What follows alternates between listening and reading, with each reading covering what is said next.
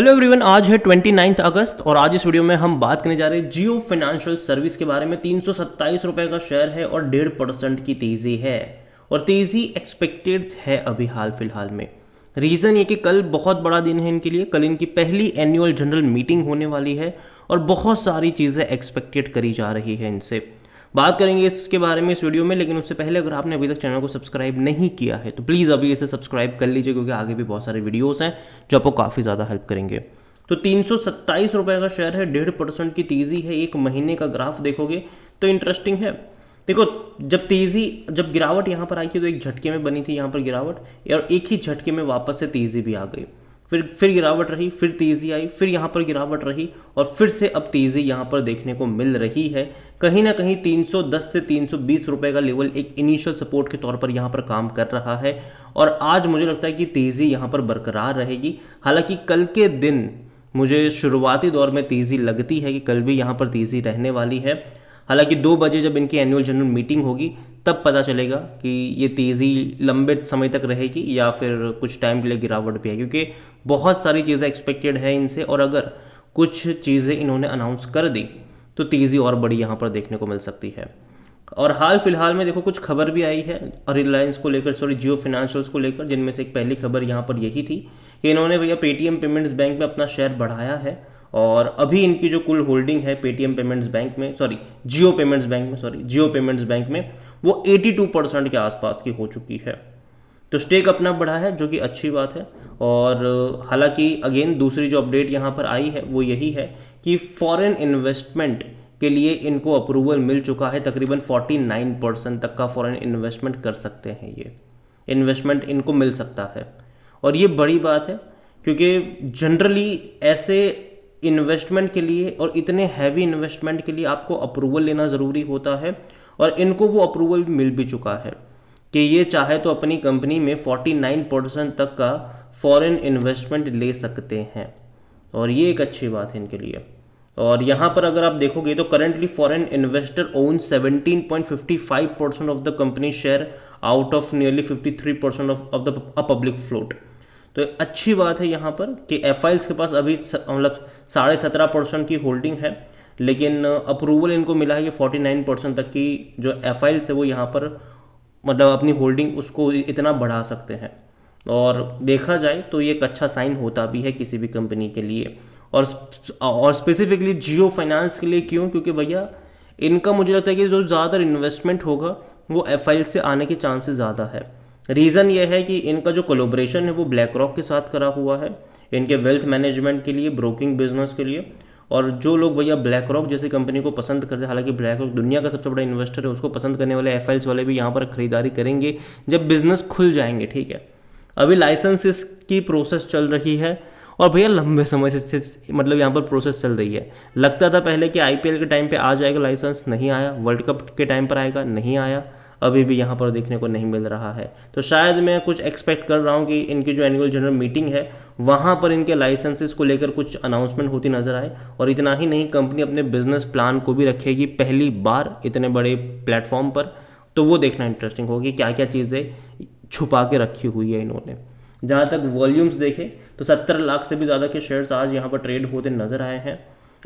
इसका जो market cap है वो 2,11,000 करोड़ से भी ज़्यादा का देखने को मिल रहा है। कंपनी को लेकर अगर हम बात करें तो according to money control user हर कोई कह रहा है खरीदारी करो, मेरी भी यही राय है। देखो, मैं बेचने की बात मैं इस कंपनी में कतई नहीं करूँगा। रीज़न सिंपल सा है, क्योंकि हमें ये सोचना होगा कि कंपनी कितने सारे बिजनेस में है। इंश्योरेंस का बिजनेस करने वाली है, ब्रोकिंग का बिजनेस करने वाली है, वेल्थ मैनेजमेंट का बिजनेस करने वाली है, क्रेडिट कार्ड का बिजनेस करने वाली है, लोन का बिजनेस करने वाली है। बहुत सारे बिजनेस हैं इनके। और कंपनी अगर कोई स्टार्टअप्स होता तो चलो हम मानते कि भाई भैया नहीं, ये नहीं कर पाएंगे, लेकिन रिलायंस जैसी बड़ी कंपनी है जिसके पास पैसा खूब सारा है और जिसके पास अगर आप देखो तो रीच बहुत ज़्यादा है, बहुत बड़ी रीच है इनके पास, तो वो कस्टमर्स को जोड़ पाएंगे आराम से।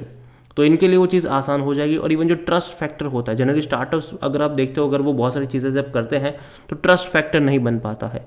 जबकि रिलायंस का आप मान के रखिएगा यहाँ पर कि जिस दिन उन्होंने इंश्योरेंस लॉन्च करा बहुत सारे लोग जुड़ जाएंगे।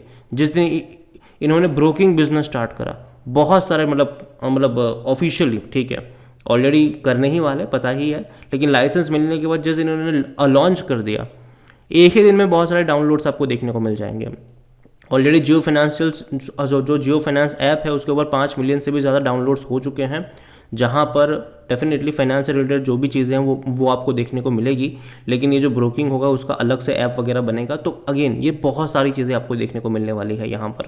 तो जो ट्रस्ट फैक्टर होगा वो यहाँ पर लोगों का बहुत ज़्यादा डेवलप्ड हो जाएगा, और ये बड़ी बात होगी यहाँ पर। और शायद कुछ डिस्काउंटेड वगैरह भी देना स्टार्ट कर देंगे शुरू शुरू में ये लोग, जैसे इन्होंने जियो के साथ किया था। और जहाँ तक इनकी वैल्यूएशन की बात करें, डेफिनेटली आपको ये महंगा लगेगा, कोई शक नहीं है उसमें। 130 का पी है इसका, जो कि महंगा है, लेकिन हमें समझना होगा कि ये पी जो है वो कैलकुलेट करा गया इसके प्रेजेंस फाइनेंशियल्स के हिसाब से, लेकिन मार्केट इसको फैक्टर कर रहा है इनके फ्यूचर के हिसाब से। जैसे कि अगर आप इनके फाइनेंशियल्स देखोगे तो अभी कोई ग्रोथ नहीं है, इनका जो एग्जिस्टिंग बिजनेस है वहाँ पर कोई ग्रोथ नहीं है। जो रेवेन्यू पहले थे 480 करोड़ 490 करोड़, आज भी उतने ही है। जो प्रॉफिट 300 करोड़ का था वो आज भी उतना ही देखने को मिल रहा है। लेकिन कंपनी के रेवेन्यू प्रॉफिट्स आने वाले टाइम में बढ़ने के चांसेस इसलिए क्योंकि कंपनी जो अभी जो एग्जिस्टिंग का लोन का बिजनेस है वहाँ पर भी कंपनी जो है वो बड़े टिकट्स के लोन बांटना शुरू करेगी, मतलब जैसे कि होम लोन बांटना शुरू करेगी, ठीक है, म्यूचुअल फंड्स के अगेंस्ट में लोन बांटना शुरू करेगी। इतना ही नहीं, अलग अलग बिजनेस जैसे कि इंश्योरेंस का बिजनेस हो गया, म्यूचुअल फंड्स का बिजनेस हो गया, वहाँ से रेवेन्यू ऐड होगा जिस दिन ये लॉन्च होगा। तो ये जो रेवेन्यू आज आप देख रहे हो 2024 में जो आप रेवेन्यू देख रहे हो उसका 5x 6x आपको 2 साल बाद देखने को मिलेगा क्वार्टरली। तो ये चीज़ है यहाँ पर, और इस चीज़ को मार्केट फैक्टर कर रहा है, और यही वजह है कि आपको अभी के टाइम पर वैल्यूएशन हाई देखने को मिल रहा है, और आगे भी इसका वैल्यूएशन थोड़ा हाई आपको देखने को मिलेगा जब तेज़ी यहाँ पर बनेगी। जहाँ तक इनके शेयर होल्डिंग के बारे में देखें तो प्रमोटर की जो होल्डिंग यहाँ पर है वो 47.12% है, और एफ की जो होल्डिंग है वो 17.55% है अभी के टाइम पर देखा। और एफ बेच रहा है, अगर आप देखो यहाँ पर 26.44% से एफ लगातार बेचकर 17.55% पर आया है, और यही अप्रूवल मिला है 49% तक का इंक्रीज़ करने का, क्योंकि आने वाले टाइम में देखो बिना किसी वजह के अप्रूवल तो नहीं लेंगे ये, कंपनी ने कुछ तो प्लान करा होगा जिसके चलते ये लोग अप्रूवल ले रहे हैं इतनी बड़ी होल्डिंग वाला। तो कहीं ना कहीं मुझे लगता है कि जब बिजनेसेस ओपन अप होंगे, जब ब्लैक रॉक के साथ जितने भी इन्होंने बिजनेस कर रहे हैं जब वो सारे ओपन अप होंगे, तब कहीं ना कहीं जो एफ इन्वेस्टमेंट होगा वो शायद आपको बढ़ता हुआ नजर आ सकता है उस टाइम पर। यहाँ पर इंस्टीट्यूशंस में देखो तो अभी भी जो म्यूचुअल फंड है 4.04% पर, डोमेस्टिक 7.84% पर है, इनकी होल्डिंग लगातार घट रही है। लेकिन मैं उम्मीद करता हूँ कि जब कंपनी का बिजनेस ओपन अप हो जाएगा तब इनकी होल्डिंग बढ़ेगी। रीज़न ये है कि अब तक हमने इस कंपनी को अलग अलग इंडेक्स से हटते हुए देखा जहाँ से एक आउटफ्लो स्टार्ट हुआ, लेकिन आने वाले टाइम में इस कंपनी में हम देखेंगे कि ये अलग अलग इंडेक्स का पार्ट बनेगा, जिसके चलते एक इनफ्लो भी स्टार्ट होगा। तो वो चीज़ यहाँ पर होने के चांसेस ज़्यादा है। रिटेल की होल्डिंग यहाँ पर 15.82% पर है, और अदर पार्टी 7.62% का स्टेक यहाँ पर लेकर बैठे हुए हैं।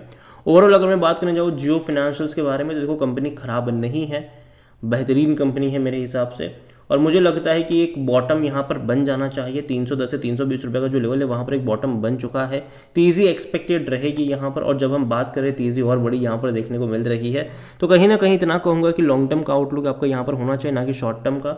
लॉन्ग टर्म के लिहाज से मुझे कंपनी खराब नहीं लग रही है। कल का दिन बहुत ज़्यादा इंपॉर्टेंट होने वाला है, बहुत सारी चीज़ें एक्सपेक्टेड है इस कंपनी से, और अगर कुछ बड़ी अनाउंसमेंट हो गई तो चीज़ें और बेहतर होने के चांसेस यहाँ पर आपको नज़र आ सकते हैं।